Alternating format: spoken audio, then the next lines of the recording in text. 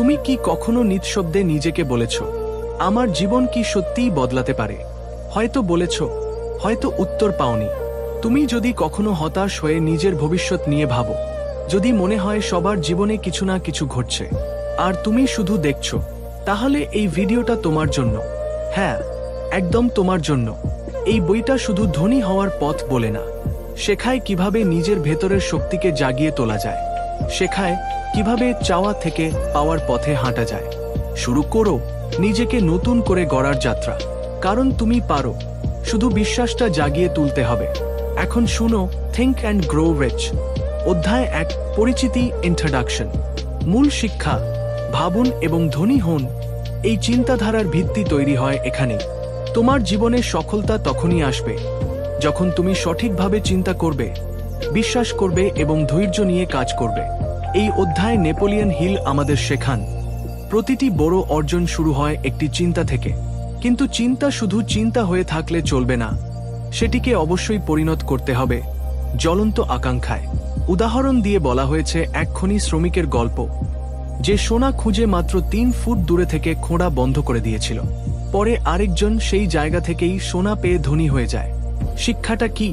তুমি যদি হাল ছেড়ে দাও, তবে সাফল্য হয়তো তোমার চোখের সামনেই ছিল, কিন্তু তুমি সেটা দেখতে পাওনি। এই অধ্যায়ে আরও বলা হয়েছে কিভাবে অদৃশ্য এক বিশ্বাস বা বিশ্বাসযোগ্য শক্তি আমাদের চালনা করে।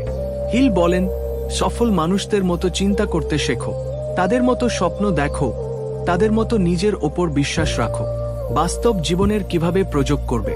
প্রথমে নিজের লক্ষ্য স্থির করো এবং সেটা কল্পনাও করো যেন তুমি ইতিমধ্যে তা অর্জন করে ফেলেছ। জীবনের প্রতিটি ব্যর্থতাকে শিক্ষার একটি ধাপ হিসেবে দেখো। কোনো বাধা এলেই মনে রাখো, তুমি হয়তো 3 ফুট দূরেই সফলতা থেকে আছো। এখানে তোমার মোটিভেশনাল বার্তা কি? তুমি যদি সত্যি মন থেকে চাও, বিশ্বাস করো এবং একাগ্র চেষ্টায় অটল থাকো, তবে বিশ্ব তোমাকে রুখতে পারবে না। অধ্যায় 2, আকাঙ্ক্ষা, ডিজায়ার। মূল বার্তা, আকাঙ্ক্ষা হলো সব সফলতার সূচনা বিন্দু। তুমি জীবনে যা কিছু পেতে চাও, ধন, সম্মান, শান্তি বা সাফল্য, সবকিছুর শুরু হয় একটি প্রবল চাওয়া থেকে। কিন্তু মনে রেখো, সেটা যেন সাধারণ ইচ্ছা না হয়, বরং হওয়া উচিত জ্বলন্ত আকাঙ্ক্ষা, বার্নিং ডিজায়ার, যা তোমার ঘুম কেড়ে নেয়, তোমাকে কাজ করতে বাধ্য করে আর দুনিয়ার সব প্রতিবন্ধকতাকে চ্যালেঞ্জ করে। নেপোলিয়ন হিল এখানে 6টি ধাপে একটি ফর্মুলা দেন, যা দিয়ে যে কোনো আকাঙ্ক্ষাকে বাস্তবে রূপ দেওয়া সম্ভব। 1, তুমি ঠিক কী পরিমাণ টাকা বা সাফল্য চাও তা নির্দিষ্ট করে লেখো। 2, এই লক্ষ্যে পৌঁছাতে তুমি কি দেবে, সময়, শ্রম, জ্ঞান, সেটাও নির্ধারণ করো। 3, তুমি কবে সেই লক্ষ্যে পৌঁছাতে চাও তার একটি নির্দিষ্ট তারিখ স্থির করো। 4, একটি পরিষ্কার পরিকল্পনা বানাও এবং সঙ্গে সঙ্গে কাজ শুরু করো। 5, এই সবকিছু লিখে ফেলো, নিজের ভাষায় এক ঘোষণাপত্র তৈরি করো। 6, প্রতিদিন সকালে এবং রাতে এই ঘোষণাপত্র জোরে জোরে পড়ো, যেন সেটা তোমার চেতনায় প্রবেশ করে। একটা উদাহরণ দিই তোমাকে। ধরা যাক তুমি একজন ইউটিউবার হতে চাও, তবে শুধু আমি ইউটিউবার হতে চাই বললেই হবে না। তোমাকে বলতে হবে, আমি আগামী 6 মাসে 10,000 সাবস্ক্রাইবার পাবো। এর জন্য আমি প্রতিদিন একটি ভিডিও বানাবো। আমি জানি এই লক্ষ্যে পৌঁছাতে আমাকে ধারাবাহিকতা, মানসম্পন্ন কন্টেন্ট এবং মনোযোগ দিতে হবে। আমি প্রতিদিন নিজেকে এই লক্ষ্য মনে করিয়ে দেব। আর যদি তুমি একজন চাকরিপ্রার্থী হও, তাহলে তোমার লক্ষ্যে পৌঁছাতে যা যা করতে হবে তা নির্দিষ্ট করো, লিখে ফেলো এবং তা দিনে 2 বার পড়ো। এখানে মোটিভেশনাল বার্তা কি? মানুষ যা কিছু কল্পনা করতে পারে এবং তা বিশ্বাস করতে পারে, তাই সে অর্জন করতে পারে। আকাঙ্ক্ষা যদি যথেষ্ট জোরালো হয়, তবে প্রকৃতি নিজেই পথ তৈরি করে দেয়। এই অধ্যায় আমাদের শেখায়, সাফল্য কাকতালীয় নয়, এটা পরিকল্পনা, আকাঙ্ক্ষা এবং বিশ্বাসের ফল। তুমি যদি এই অধ্যায়ের 6টি ধাপ সত্যি অনুসরণ করো, তবে জীবন তোমাকে সেই পথেই নিয়ে যাবে যেখানে তুমি যেতে চাও। অধ্যায় 3, বিশ্বাস, ফ্যাট। মূল বার্তা, বিশ্বাসী আকাঙ্ক্ষাকে বাস্তবতায় রূপ দেয়। শুধু প্রবল আকাঙ্ক্ষা থাকলেই চলবে না, তাতে অটুট বিশ্বাস থাকতে হবে। বিশ্বাস এমন একটি মানসিক শক্তি যা তোমার চিন্তাগুলোকে কর্মে রূপান্তর করে এবং অবচেতন মনকে এমনভাবে প্রভাবিত করে যা তোমাকে সাফল্যের দিকে ঠেলে দেয়। নেপোলিয়ন হিল বলেন, বিশ্বাস অর্জন করা যায় অভ্যাসের মাধ্যমে, যখন তুমি প্রতিদিন নিজেকে বারবার ইতিবাচক কথা বলো, তখন তুমি নিজের ভেতরে বিশ্বাস তৈরি করো। এটাকে বলে অটো সাজেশন, অর্থাৎ নিজেকে নিজে বোঝানো। বিশ্বাস তৈরি করার 3টি চাবিকাঠি। আত্মঘোষণা, অ্যাফার্মেশন। প্রতিদিন নিজেকে বলো, আমি পারবো, আমি সফল হব, আমার মধ্যে যোগ্যতা আছে। চিন্তার উপর নিয়ন্ত্রণ। ভয়, সন্দেহ, হতাশা, এইসব নেতিবাচক চিন্তা তোমার বিশ্বাস নষ্ট করে। এগুলোকে চিনে ফেলো এবং রুখে দাও। সচেতন চর্চা। প্রতিদিন নিজের লক্ষ্য মনে করিয়ে দাও। চোখ বন্ধ করে কল্পনা করো তুমি ইতিমধ্যেই সফল হয়েছ। এই কল্পনাই বিশ্বাসের রূপ নেয়, বাস্তব জীবনের প্রয়োগ। তোমার যদি বিশ্বাস না থাকে যে তুমি একটা পরীক্ষা পাশ করতে পারবে, তবে চাইলেও তুমি মন দিয়ে পড়তে পারবে না। যদি ইউটিউব চ্যানেল চালাও কিন্তু মনে মনে ভাবো মানুষ দেখবে না, তাহলে কোনো ভিডিওই হৃদয় থেকে বানাতে পারবে না। কিন্তু যদি তুমি মনে প্রাণে বিশ্বাস করো আমি পারবো, মানুষ আমার কন্টেন্ট ভালোবাসবে, তখন সেই আত্মবিশ্বাস তোমার কাজের মধ্যে ফুটে উঠবে। এখানে মোটিভেশনাল বার্তা কি? বিশ্বাসই সেই জাদু যা চিন্তাকে বাস্তবতা বানিয়ে তোলে। তুমি যদি বিশ্বাস করো তুমি পারবে, তবে সেই বিশ্বাস তোমাকে সাহস, দৃঢ়তা ও সহনশীলতা দেবে। এই অধ্যায় শেখায় সাফল্যের ভিত গড়ে ওঠে মন ও মস্তিষ্কের গভীর বিশ্বাসের উপর। যে নিজেকে বিশ্বাস করে দুনিয়া তাকেই পথ করে দেয়। অধ্যায় 4, অটো সাজেশন, আত্মপরামর্শ।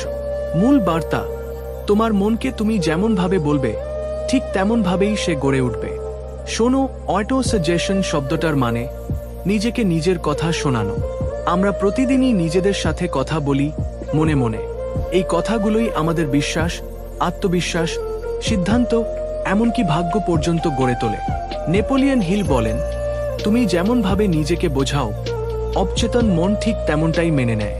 মানে, যদি তুমি নিজেকে প্রতিদিন বলো আমি ব্যর্থ, আমার দ্বারা হবে না, তবে তোমার অবচেতন মন বিশ্বাস করে যে সত্যিই তুমি ব্যর্থ। আর যদি বলো আমি পারি, আমি সফল হব, তবে সেই কথাগুলো ধীরে ধীরে বাস্তবে পরিণত হয়। অটো সাজেশনের 3টি স্তম্ভ। ইচ্ছা, আবেগ, বারবার বলা। শুধু কথা বললেই হবে না, তাতে থাকতে হবে আগুনের মতো আকাঙ্ক্ষা আর আবেগ, আর সেটা প্রতিদিন বারবার বলতে হবে। স্পষ্ট লক্ষ্য ঠিক করো। যেমন ধরো, আমি প্রতি মাসে 50,000 টাকা আয় করব। এমন করে নির্দিষ্ট লক্ষ্য বানাও এবং প্রতিদিন সকালে ও রাতে সেটা নিজেকে বলো। চোখ বন্ধ করে কল্পনা করো, নিজেকে কল্পনা করো সেই লক্ষ্যে পৌঁছে গেছো, সেই অনুভূতি অনুভব করো। এই অভ্যাস তোমার অবচেতন মনকে প্রভাবিত করে। বাস্তব জীবনে ব্যবহার করার উপায়। একজন ছাত্র প্রতিদিন যদি নিজের লক্ষ্যের কথা বলে, আমি মেডিকেলে চান্স পাবো, আমি প্রতিদিন 5 ঘন্টা মন দিয়ে পড়ি, তবে তার মন ধীরে ধীরে সেদিকেই চলবে। একজন ইউটিউবার যদি বলে, আমার ভিডিওগুলো মানুষের জীবনে পরিবর্তন আনছে, আমি প্রতিদিন একটা নতুন কন্টেন্ট বানাই, তাহলে তার আত্মবিশ্বাস কয়েকগুণ বেড়ে যাবে। আমাদের সতর্কতা অবলম্বন করাও উচিত, কারণ নেতিবাচক কথাও অটো সাজেশনের মতো কাজ করে। যেমন, আমি তো ব্যর্থ, লোকজন হাসবে। এই কথাগুলো মস্তিষ্কে গেঁথে গেলে সেটাই তোমার ভবিষ্যৎ হয়ে দাঁড়ায়। এখানে মূল বার্তা কি? তোমার অবচেতন মন একটা বীজ তলার মতো। তুমি সেখানে চিন্তার যে বীজ রোপণ করবে সেটাই বড় হয়ে উঠবে। তাই সাফল্যর বীজ রোপণ করো, নিজের মুখে, নিজের মনে। এই অধ্যায় আমাদের শেখায় নিজের সাথে কিভাবে কথা বলছি সেটাই আমাদের ভবিষ্যৎ নির্ধারণ করে। প্রতিদিন যদি নিজেকে সাফল্যের কথা বলো, তোমার মস্তিষ্ক, মন, কাজ সব সেদিকেই এগিয়ে যাবে। অধ্যায় 5, স্পেশালাইজড নলেজ, বিশেষায়িত জ্ঞান। মূল বার্তা, জ্ঞান নয়, প্রয়োগযোগ্য জ্ঞানই হচ্ছে ক্ষমতা। তুমি হয়তো অনেক কিছু জানো, স্কুল, কলেজ, কোচিং থেকে প্রচুর তথ্য শেখো, কিন্তু প্রশ্ন হলো সেই জ্ঞান তুমি কিভাবে ব্যবহার করছো? নেপোলিয়ন হিল বলেন, জ্ঞান তখনই শক্তি হয় যখন তা কাজে লাগানো যায় একটা নির্দিষ্ট লক্ষ্যে পৌঁছানোর জন্য। তুমি যদি শুধু বই পড়ে জানো কিন্তু কিছু দক্ষতা অর্জন না করো বা সেই জ্ঞানকে প্রয়োগ না করো, তাহলে তা শুধু একটা ভার।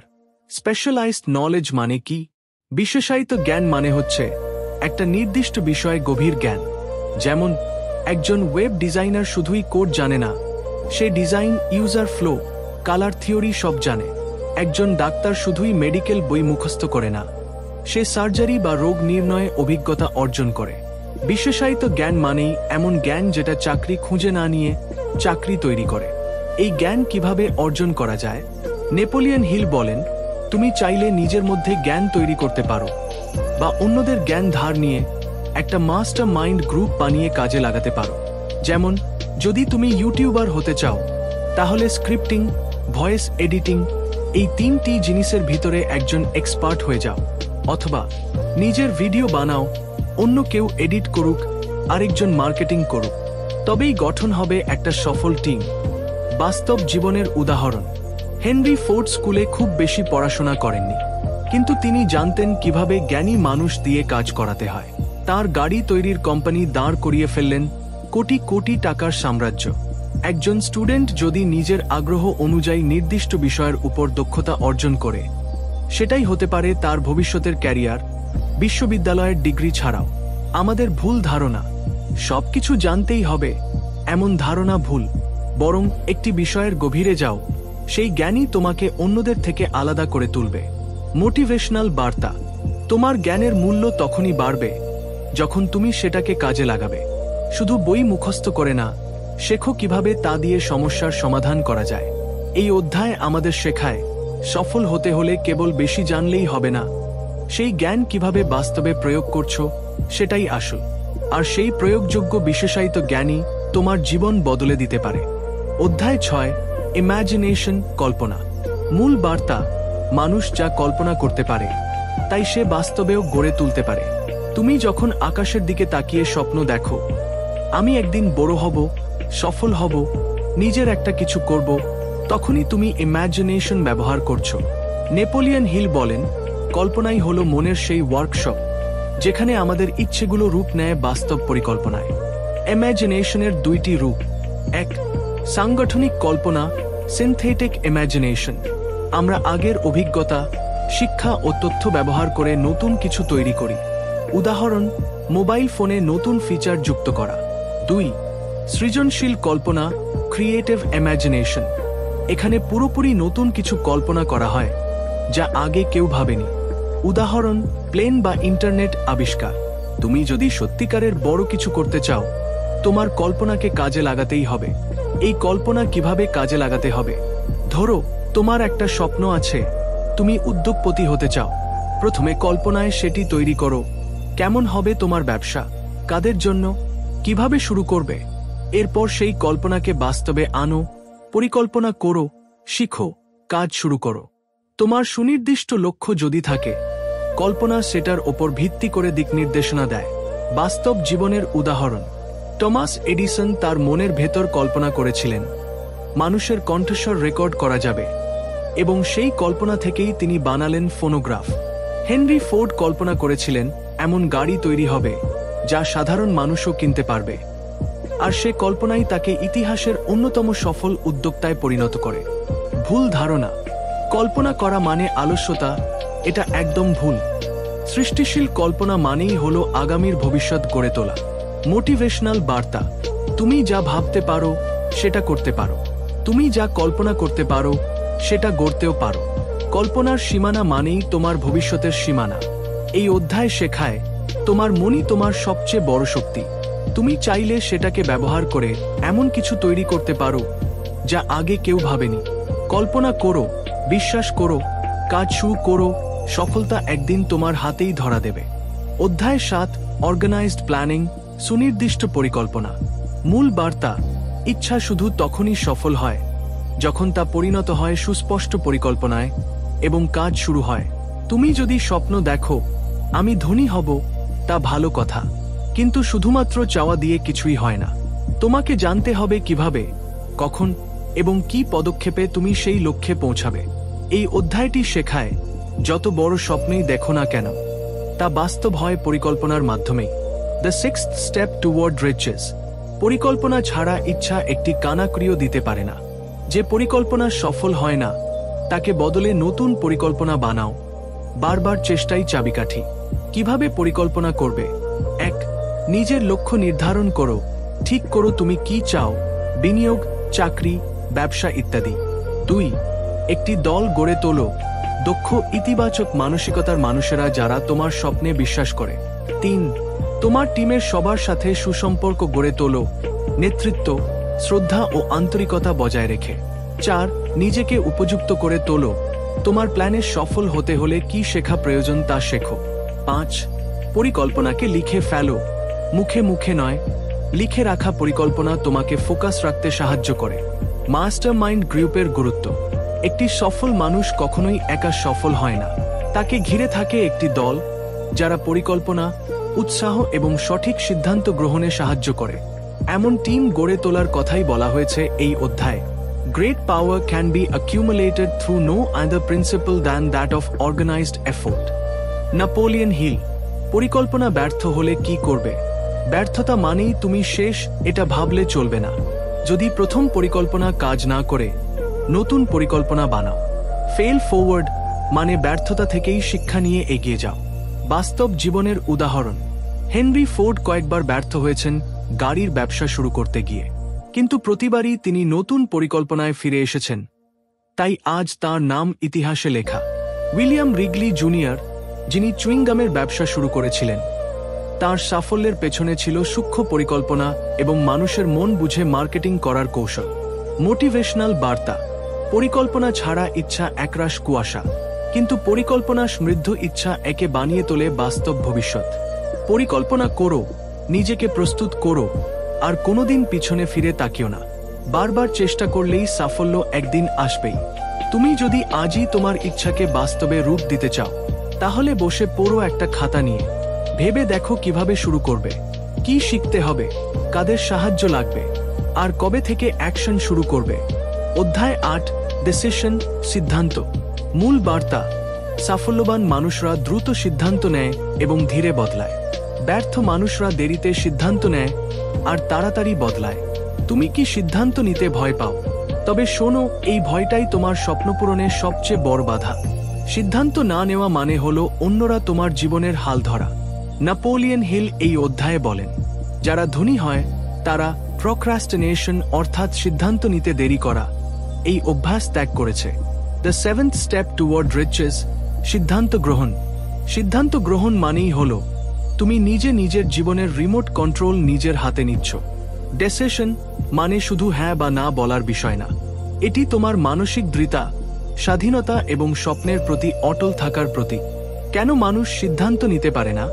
ভয়, যদি ভুল হয়, অন্যের মতামতের উপর নির্ভরতা, সামাজিক চাপ, আত্মবিশ্বাসের অভাব, অতীত ব্যর্থতার ভয়। নেপোলিয়ন হিল বলেন, ডিসিশন নাও নিজে। অন্যের কথায় চললে তুমি তাদের জীবন বাঁচাবে, নিজেরটা না। Self confidence, quick decision. Hill বলেন, যারা সত্যিই আত্মবিশ্বাসী তারা দ্রুত সিদ্ধান্ত নেয়, নিজের বিশ্বাসে অটল থাকে, সমালোচনায় কান দেয় না।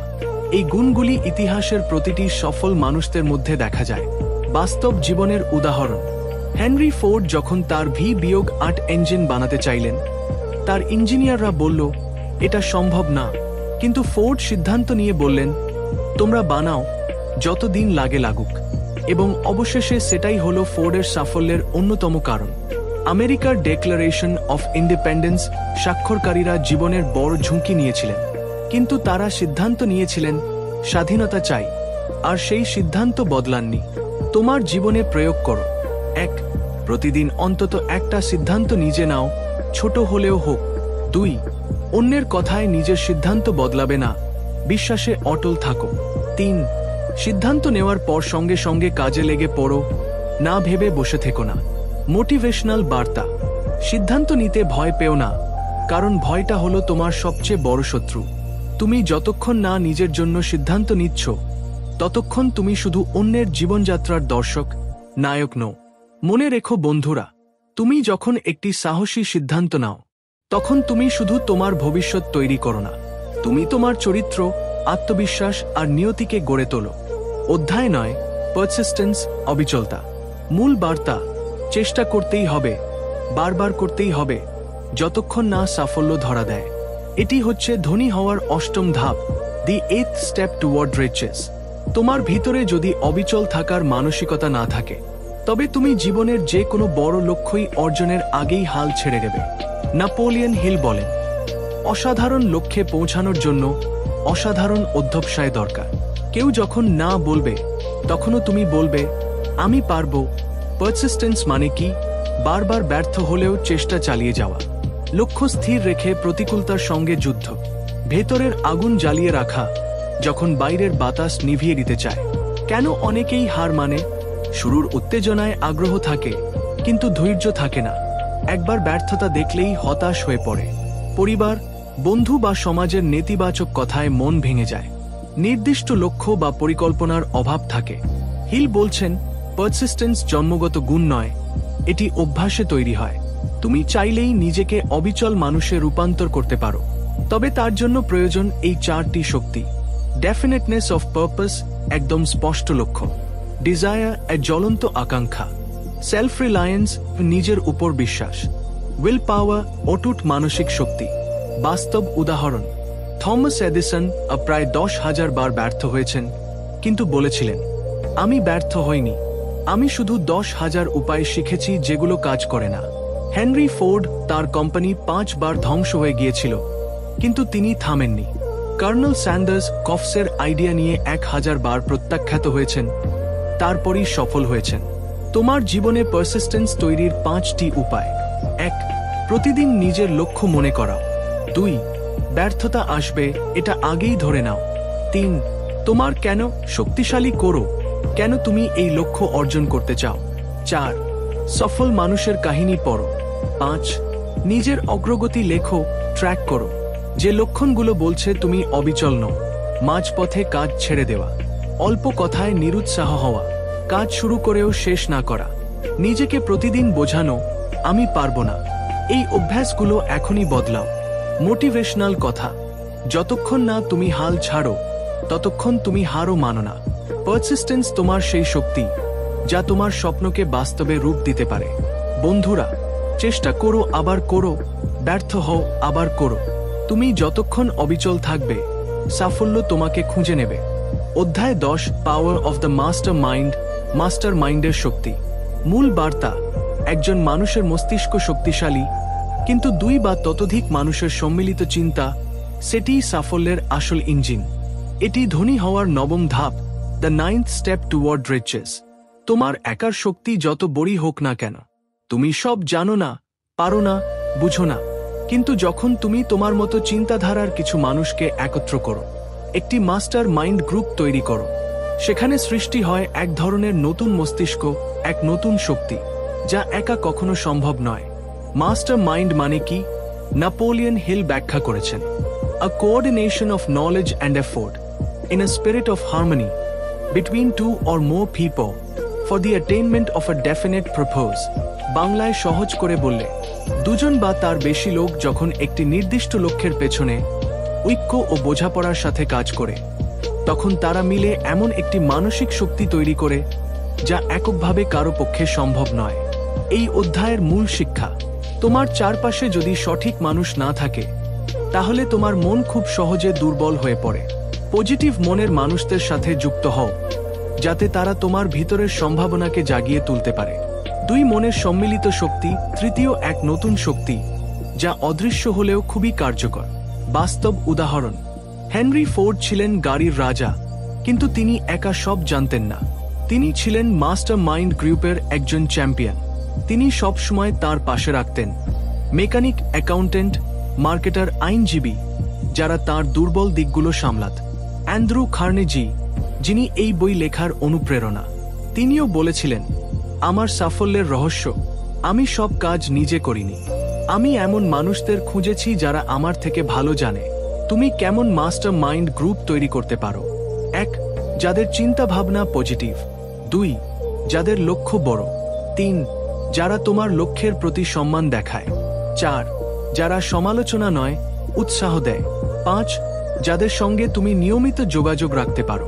মাস্টার মাইন্ড গ্রুপের 5টি উপকারিতা। নতুন আইডিয়া পাওয়া যায়, সমালোচনার বদলে গঠনমূলক পরামর্শ পাওয়া যায়, আত্মবিশ্বাস বাড়ে, ভুলগুলো আগেই ধরে ফেলা যায়, ব্যর্থতার সময় মানসিক সমর্থন মেলে, যে ভুলগুলো এড়িয়ে চলা উচিত। নেতিবাচক মানসিকতার বন্ধুদের মাস্টার মাইন্ড গ্রুপে আনা, শুধু চাটুকার বন্ধুদের রাখা, গোপন তথ্য এমন কাউকে দেওয়া যে বিশ্বাসযোগ্য নয়, গ্রুপে ঈর্ষা বা দম্ভ থাকা। মোটিভেশনাল লাইন, তুমি একা হয়তো চলতে পারো দ্রুত, কিন্তু দল নিয়ে চললে পৌঁছাবে অনেক দূরে। তুমি যদি নিজের চারপাশে বুদ্ধিমান, ইতিবাচক এবং উদ্যমী মানুষ রাখতে পারো, তবে সাফল্য শুধু সময়ের ব্যাপার।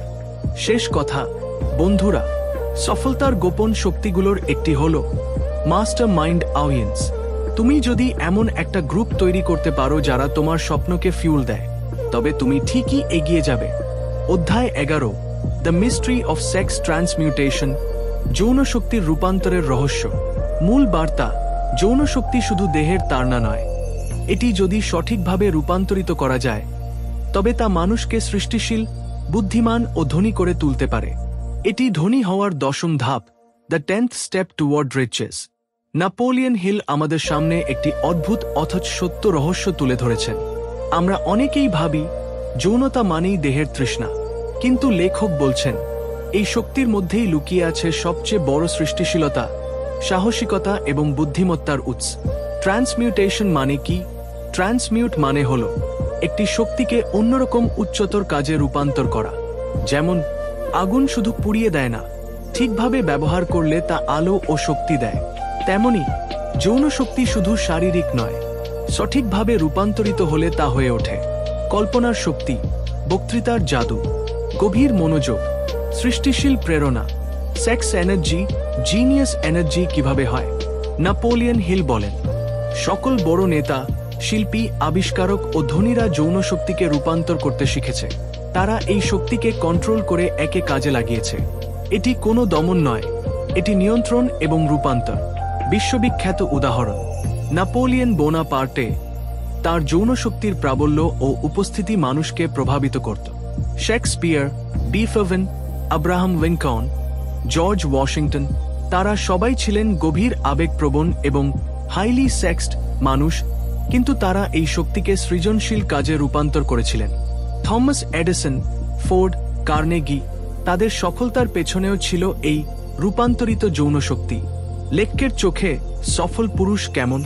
সে আবেগপ্রবণ, সে তার কামনা নিয়ন্ত্রণ করতে জানে, সে সেই কামনাকে নিজের লক্ষ্য, কাজ ও দৃষ্টিভঙ্গিতে রূপান্তর করে। যৌন আকাঙ্ক্ষা, ভালোবাসা, রোমান্টিক কল্পনা সমান উচ্চস্তরের সাফল্য ও প্রেরণা। ভালোবাসা ও রোমান্টিক কল্পনার শক্তি। নেপোলিয়ন হিল বলেন, শুধু যৌন আকাঙ্ক্ষা দিয়ে স্থায়ী কিছু হয় না, সেখানে ভালোবাসা আর কল্পনার ছোঁয়া লাগলে তবেই তা হয় আত্মার শক্তি। লাভ মনকে শান্ত রাখে, রোম্যান্স কল্পনাকে শান দেয়, সেক্স এনার্জি শরীর ও আত্মার প্রাণশক্তি। এই তিনটির সম্মিলনেই জন্ম নেয় প্রকৃত সাফল্য। সেক্স ট্রান্সমিউটেশন কাজে লাগানোর 3টি উপায়: 1. কামনা বা আকর্ষণ অনুভব করলেই সেটিকে সরাসরি লক্ষ্যপূরণে রিডাইরেক্ট করো। 2. যৌন চিন্তা হলে সেটাকে সৃষ্টিশীল কাজে পরিণত করো, লেখা, গান, বিজনেস আইডিয়া। 3. প্রেম এবং ভালোবাসাকে আত্মিক উন্নতির সিঁড়ি হিসেবে ব্যবহার করো। যে ভুলগুলো এড়িয়ে চলতে হবে: যৌন শক্তিকে নষ্ট করে দেওয়া ভুল বন্ধুদের সঙ্গে, অসুস্থ কল্পনায় ডুবে থাকা, এই শক্তিকে ছোট বা নিষিদ্ধ ভাবা। লক্ষ্য মনে রাখো, যৌন শক্তি মানব জাতির সবচেয়ে শক্তিশালী আবেগ। একে যদি নিয়ন্ত্রণ ও রূপান্তর করা যায়, তবে তুমি হয়ে উঠবে অসাধারণ। শেষ কথা, বন্ধুরা, নেপোলিয়ন হিলের এই অধ্যায় বলছে, তোমার ভিতরের সবচেয়ে তীব্র তৃষ্ণাকে দমন নয়, সঠিকভাবে ব্যবহার করো, রূপান্তর করো এবং সফল হও। তুমি যদি শিখে ফেলো কিভাবে এই শক্তিকে নিয়ন্ত্রণ করে কাজে লাগাতে হয়, তাহলে তোমার মতো উচ্চস্তরের মানুষ পৃথিবীতে খুব কমই থাকবে। অধ্যায় 12, দ্য সাবকনশিয়াস মাইন্ড, অবচেতন মনের রহস্য। মূল বার্তা: তোমার অবচেতন মনই তোমার ভবিষ্যতের ভিত্তি তৈরি করে। তুমি যা ভাবো, অনুভব করো, বিশ্বাস করো, তাই এই অবচেতন মনের মাধ্যমে বাস্তব হয়ে ওঠে। এটি হলো ধনী হওয়ার 11 ধাপ, দি 11th স্টেপ টুয়ার্ড রিচেস। অবচেতন মন কি? বন্ধুরা, আমরা যে মস্তিষ্ক দিয়ে চিন্তা করি তা শুধু উপরের একটা স্তর, চেতনা, কনশিয়াস মাইন্ড, কিন্তু তার নিচে রয়েছে এক বিশাল, শক্তিশালী অংশ, অবচেতন মন, সাবকনশিয়াস মাইন্ড, যেটি দিনরাত কাজ করে আমাদের সকল অভ্যাস, অনুভূতি, ভয়, আশা এবং বিশ্বাস জমিয়ে রাখে। এটি পাহারাদার নয়, এটি গ্রহণকারী, রিসিভার। তুমি যা তাকে বারবার দাও, সে তাই গ্রহণ করে এবং সেটি বাস্তবতায় রূপান্তর করে। তুমি কিভাবে অবচেতন মনের উপর প্রভাব ফেলবে? নেপোলিয়ন হিল বলেন, আডার সাজেশন, পজিটিভ ইমোশন, ফ্যাট, লাভ, ডিজায়ার, হপ, রেপিটেশন। এই তিনটি উপায়ে তুমি তোমার অবচেতন মনের উপর গভীর প্রভাব ফেলতে পারো। তুমি যদি নিজেকে বারবার বলো আমি সফল হব, আমি পারব, তাহলে অবচেতন মন সেটিকে সত্যি বানাতে শুরু করে। কোন অনুভূতিগুলো অবচেতন মনকে সবচেয়ে বেশি প্রভাবিত করে? ফেথ, আস্থা, লাভ, ভালোবাসা, সেক্স, এনার্জি, যৌন শক্তি, হোপ, আশা, ডিজায়ার, আকাঙ্ক্ষা, ফিয়ার, ভয়, জেলাসি, হিংসা, হেট্রেড, ঘৃণা, অ্যাঙ্গার, রাগ। এই অনুভূতিগুলোর মধ্য থেকে তুমি যদি ইতিবাচকগুলোকে বেছে নাও, তাহলে তোমার অবচেতন মন তোমার পক্ষেই কাজ করবে। ধরো তুমি একজন ছাত্র, তুমি যদি নিজের মনকে প্রতিদিন বোঝাও আমি বুঝতে পারি, আমি শিখতে পারি, আমি সফল হতে পারি, তোমার অবচেতন মন সেই নির্দেশনা ধরে রাখবে এবং তোমার কাজ, চিন্তা, সিদ্ধান্ত সবকিছু সেই বিশ্বাস অনুসারে তৈরি করবে। আর যদি তুমি ভাবো আমি তো পারি না, আমি ব্যর্থ হব, সবার চেয়ে আমি খারাপ, তাহলে অবচেতন মনও ঠিক সেইভাবে তোমার জন্য ব্যর্থতার পথ তৈরি করবে। কিভাবে অবচেতন মনকে প্রশিক্ষণ দেব? 1. দিনে অন্তত 2 বার অ্যাফার্মেশন করো। সকালে ঘুম থেকে উঠে ও রাতে ঘুমাতে যাওয়ার আগে উচ্চস্বরে বলো আমি সফল হব, আমি আমার লক্ষ্যে পৌঁছাবো, আমার ইচ্ছাশক্তি অদম্য। 2. নিজের লক্ষ্যগুলো লিখে রাখো এবং পড়ো প্রতিদিন। অবচেতন মন লেখা ও পুনরাবৃত্তিকে খুব গুরুত্ব দেয়। 3. নেতিবাচক চিন্তা দূরে রাখো। আমি পারবো না এই কথা আর মুখে আনবে না। 4. ধ্রুবক বিশ্বাস তৈরি করো তোমার চিন্তায় ও আচরণে। অবচেতন মনের গভীরতা। নেপোলিয়ন হিল বলেন, অবচেতন মন হাজারো রেকর্ডিং জমিয়ে রাখে। তোমার শৈশব, ভয়, লজ্জা, আশা, আনন্দ, সবকিছু। এটি সবসময় সৃষ্টিশীল শক্তির সংযোগস্থল। চাই তা ঈশ্বর হোক, প্রকৃতি হোক বা তোমার আত্মা। এটি তোমার ইনটিউশন বা সিক্সথ সেন্সের জাগরণ ঘটায়। সতর্কবার্তা, অবচেতন মন ভুল বিচার করে না। তুমি যদি তাকে ভয় দাও সে ভয়কেই সত্যি করে, তুমি যদি তাকে আশা দাও সে আশাকেই বাস্তব করে। তাই প্রতিটি চিন্তা ও অনুভূতিকে খুব যত্নে বেছে নিতে হবে। শেষ কথা, বন্ধুরা, যে নিজের অবচেতন মনকে নিয়ন্ত্রণ করতে জানে সে তার ভবিষ্যৎ গড়ে তুলতে পারে।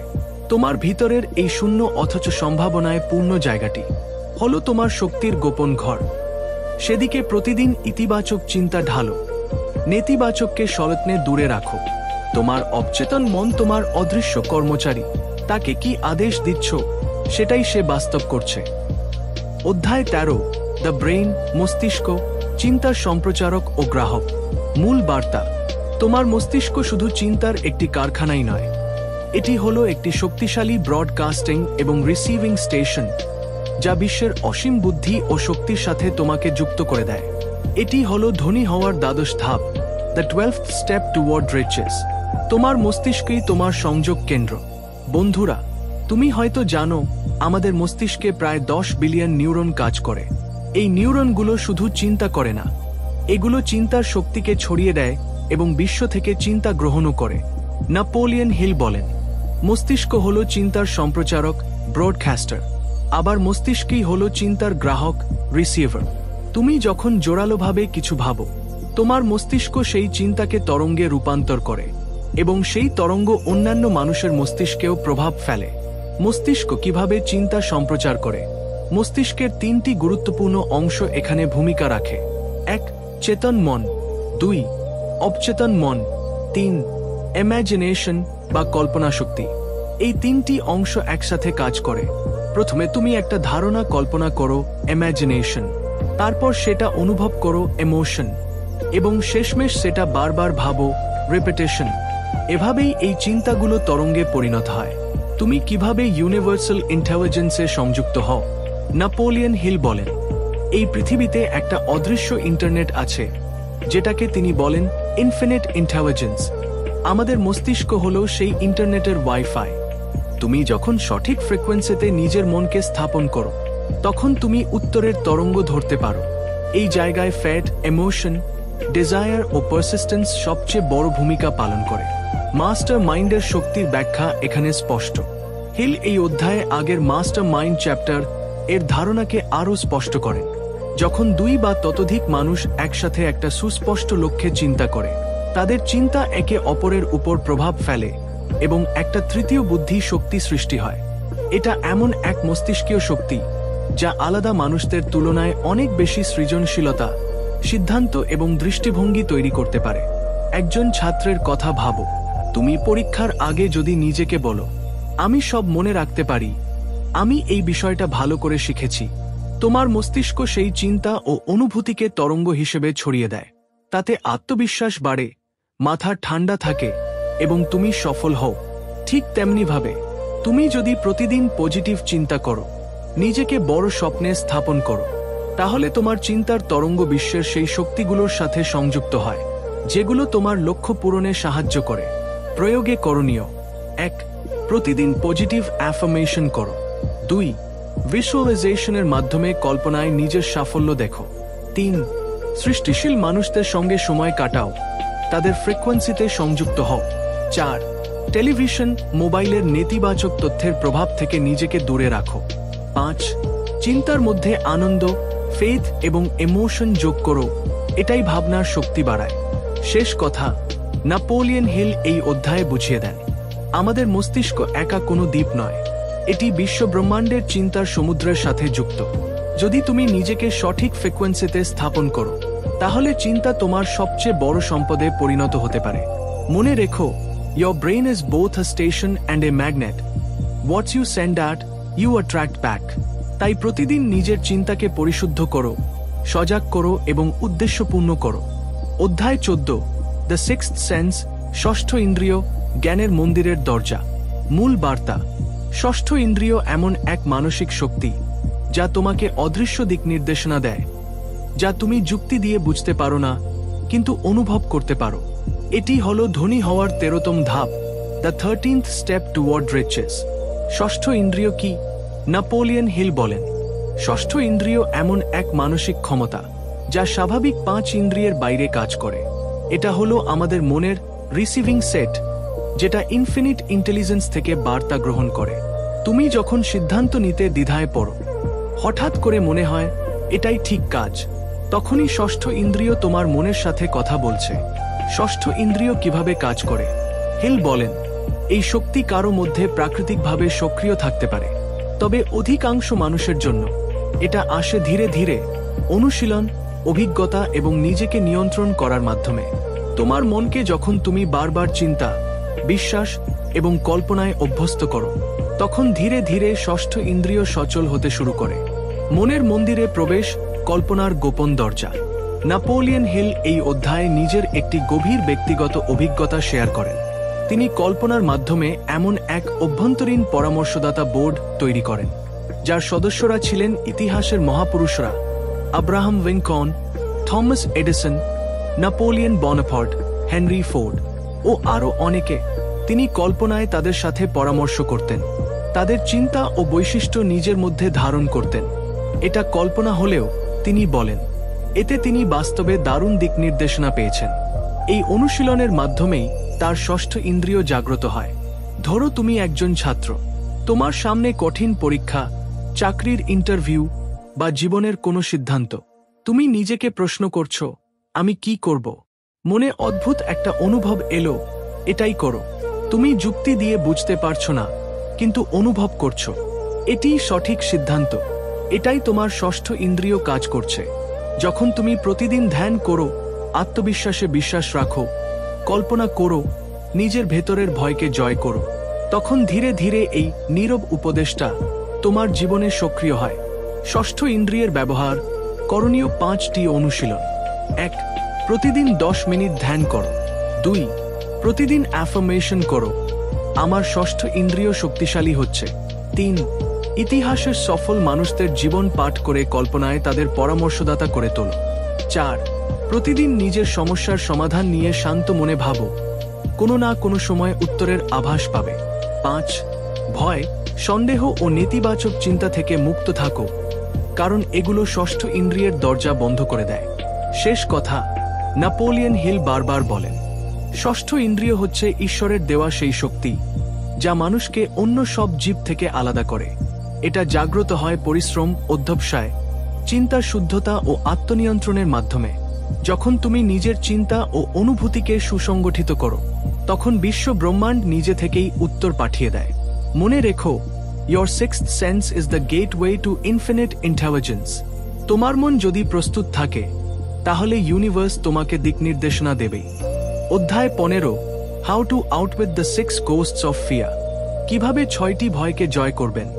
থিঙ্ক অ্যান্ড গ্রো রিচ বইয়ের এই অধ্যায় আমাদের শেখায় কেন ভয় আমাদের সফলতার পথে সবচেয়ে বড় বাধা এবং কিভাবে তা জয় করা যায়। অধ্যায়ের মূল বক্তব্য।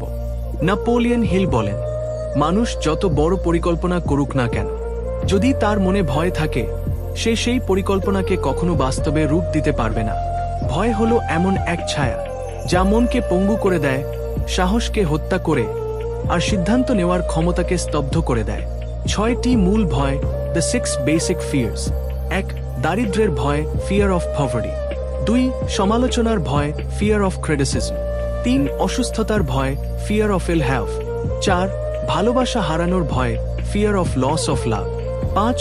বার্ধক্যের ভয়, ফিয়ার অফ ওল্ড এজ। 6. মৃত্যুর ভয়, ফিয়ার অফ ডেথ। এই 6টি ভয়ই মানুষের চিন্তা শক্তিকে দুর্বল করে তোলে, তাকে তার লক্ষ্যে পৌঁছাতে বাধা দেয়। 1. দারিদ্র্যের ভয়।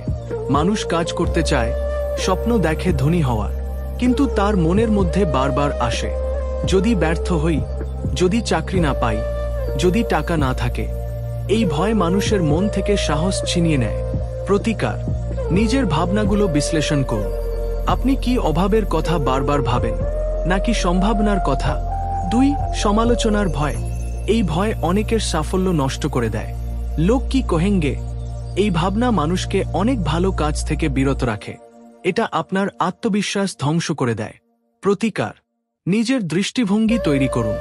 অন্যের কথা শোনা যায়, কিন্তু বিশ্বাস নিজের উপর রাখতে হয়। 3. অসুস্থতার ভয়। অতিরিক্ত দুশ্চিন্তা, আতঙ্ক, ভুল ধারণা থেকে এই ভয় জন্ম নেয়। এই ভয় শারীরিকভাবেও ক্ষতিকর। প্রতিকার। স্বাস্থ্য সচেতন হন, কিন্তু রোগ ভীতিতে পাগল হয়ে উঠবেন না। 4. ভালোবাসা হারানোর ভয়। নেপোলিয়ন হিল বলেন, মানুষ অনেক সময় সম্পদ, আত্মমর্যাদা বা আত্মবিশ্বাস হারিয়ে ফেলে শুধুমাত্র প্রিয়জনকে হারানোর ভয় থেকে। প্রতিকার। ভালোবাসুন, কিন্তু নিজেকে এতটা হারাবেন না যে ভয়ই আপনাকে গ্রাস করে। 5. বার্ধক্যের ভয়। অনেকেই ভাবে, বুড়িয়ে গেলে তো সব শেষ, কিন্তু হিল বলেন, বয়স কোনো বাধা নয়, যদি মনের বয়স না বাড়ে। প্রতিকার। সৃজনশীল হন, প্রতিদিন কিছু নতুন শিখুন। বয়স নয়, মানসিক শক্তি আসল। 6. মৃত্যুর ভয়। এটি সবচেয়ে অজানা ও অদৃশ্য ভয়। নেপোলিয়ন হিল বলেন, মৃত্যু মানেই সব শেষ, এই ধারণা মানুষকে জীবনে কিছু করতেই দেয় না। প্রতিকার। মৃত্যু অনিবার্য, তাকে ভয় নয়, বুঝতে হবে। জীবনের প্রতিটি দিন অর্থপূর্ণ করলেই মৃত্যুর ভয় থাকে না। শেষের সতর্কবার্তা। ওল্ড ম্যান ওয়ারি, নেগেটিভ ইনফ্লুয়েন্সেস। হিল বলেন, ওয়ারি, দুশ্চিন্তা হলো ডাকাত, যা ধীরে ধীরে তোমার স্বপ্ন, আশা ও আত্মবিশ্বাসকে চুরি করে নেয়। এছাড়া চারপাশের নেতিবাচক মানুষরা, নেগেটিভ ইনফ্লুয়েন্সেস, তোমার মানসিক শক্তিকে দুর্বল করে তোলে। সেলফ অ্যানালিসিস টেস্ট, আত্মবিশ্লেষণের প্রশ্ন। হিল একটি বিশাল প্রশ্নমালা দিয়েছেন নিজেকে জানার জন্য, যেমন, তুমি কি নিজের ওপর বিশ্বাস রাখো? তোমার সবচেয়ে বড় ভয় কি? তোমার সবচেয়ে ক্ষতিকর অভ্যাস কোনটি? তুমি কি অন্যের মতামতের উপর নির্ভর করো? তোমার জীবনের প্রধান লক্ষ্য কি? এসব প্রশ্নের উত্তর নিজের ভেতর খুঁজলেই আপনি বুঝবেন কোথায় সমস্যা, কোথায় উন্নতির জায়গা। ওল্ড ম্যান এফ আলিবির তালিকা। নেপোলিয়ন হিল আমাদের সামনে 57টি এফ দিয়ে গড়া আলিবির তালিকা দেন, যেগুলো মানুষ নিজের ব্যর্থতাকে ঢাকতে ব্যবহার করে। যেমন, যদি আমি ধনী পরিবারে জন্মাতাম, যদি কেউ আমাকে সাহায্য করত, যদি আমার স্বাস্থ্য ভালো থাকত, যদি আমি যথেষ্ট সময় পেতাম। এই সব এফ মানুষকে শুধু পিছনে নিয়ে যায়। সত্যি কথা, আলিবি বানালে সফল হওয়া যাবে না। পরিবর্তন চাইলে নিজেকে সত্য এবং সাহস দিয়ে বিচার করতে হবে। শেষের উপহার, দ্য মাস্টার কি। নেপোলিয়ন হিল বলেন, তুমি মাস্টার কি এখন পেয়ে গেছো। এটি হলো definite purpose, burning desire, faith, action, control of tart, success. এই চাবি ব্যবহার না করলে এর মূল্য শূন্য, কিন্তু ব্যবহার করলে জীবন বদলে যাবে। এই বইয়ের শেষ অধ্যায়ে হিল যেন তোমাকে একটা আয়না ধরেছে। তুমি যদি সাহস করে সেই আয়নায় নিজের ভয়, অজুহাত আর অলস্তা দেখো, তবে তুমি সেই মানুষ হতে পারবে যে নিজের চিন্তাকে নিয়ন্ত্রণ করে, আর তাই তার ভাগ্যও নিজেই গড়ে।